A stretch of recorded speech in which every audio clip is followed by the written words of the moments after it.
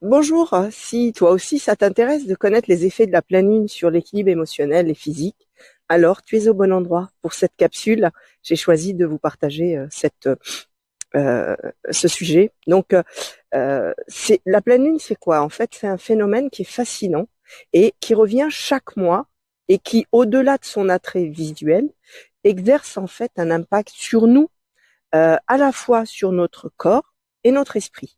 Alors en effet, de nombreuses cultures et traditions croient que la pleine lune, elle influence nos émotions et même notre énergie physique. Alors aujourd'hui, je vais partager avec vous comment cette phase lunaire peut nous affecter au quotidien. Vous l'avez certainement dû, vous avez certainement dû constater par vous-même que la pleine lune parfois peut avoir un impact quelques jours avant, pendant et après. Donc l'explication des effets de la pleine lune, c'est très simple, hein. Les effets sur le corps, c'est tout d'abord la pleine lune qui a un lien avec les marées, car en fait, elle exerce une force de gravité sur l'eau, l'eau de la Terre. De la même manière, elle pourrait affecter les liquides de notre corps, parce que nous sommes en grande partie liquides.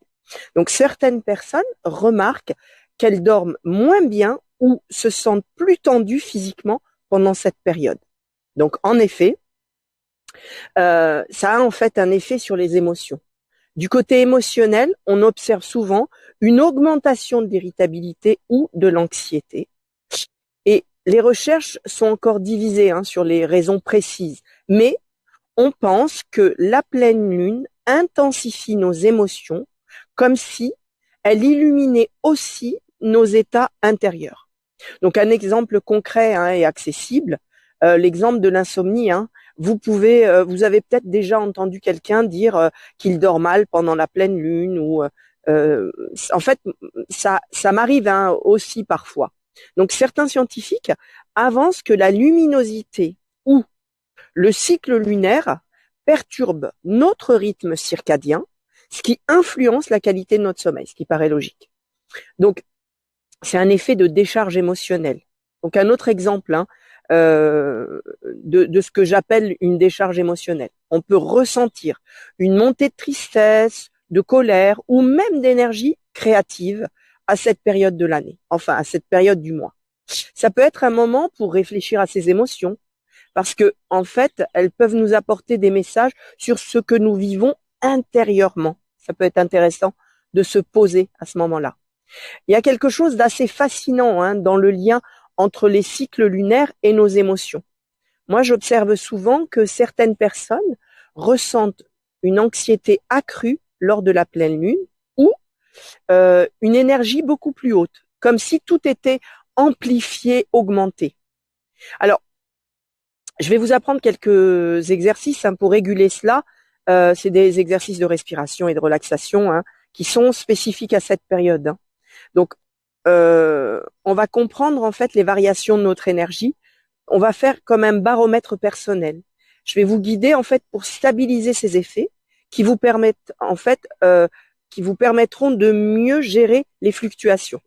Donc, c'est simple, les exercices. Bon, en résumé, la pleine lune, elle peut agir comme un amplificateur de notre état émotionnel et physique. La clé pour mieux vivre cette période, c'est vraiment d'observer ce qui se passe en nous.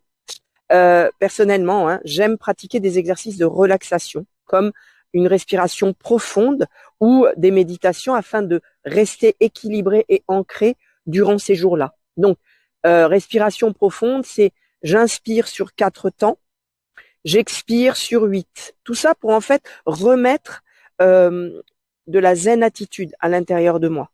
Et je le fais à plusieurs reprises sur la période 3 jours avant la pleine lune, le jour bien évidemment de la pleine lune parce que c'est là où elle est au summum, et 3 jours après. Donc en gros, sur une semaine, je travaille ma respiration assez régulièrement. J'ai mis en place en fait quotidiennement, en dehors de la pleine lune, bien évidemment, la respiration cohérence cardiaque le matin au réveil, par exemple, ou en journée, de façon à abaisser en fait tout ce qui est énergie trop intense. Et en pleine lune, on est d'autant plus impacté par tout ce que je vous ai expliqué précédemment. Voilà, faites-en bon usage et puis attendez la prochaine lune pour observer réellement ce qui se passe à l'intérieur de vous et tentez du mieux que vous pouvez de répondre en fait aux besoins de votre corps et bien évidemment de votre mental. À bientôt.